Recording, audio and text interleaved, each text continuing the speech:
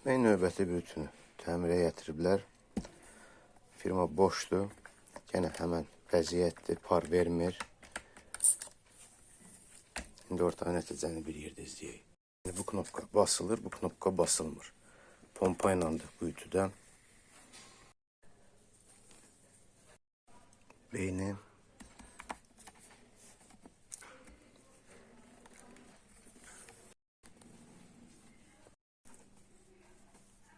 Pompa. Bir qulaq sınıqdır. Bu hissədən. Demək, bu hissədə çat var.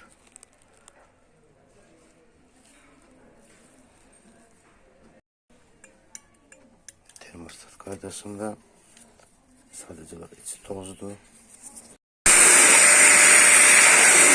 Hissələri təmizlədik. Hissəni təmizlədik.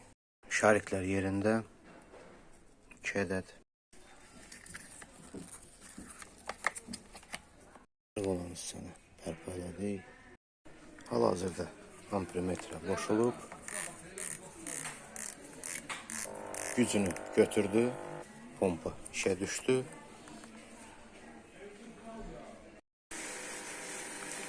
Par verir.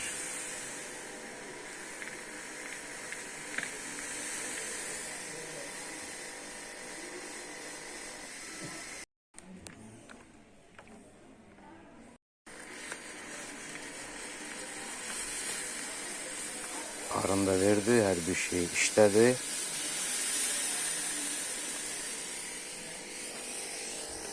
Bu qədər. Çox sağ olun izlədiyinizə görə.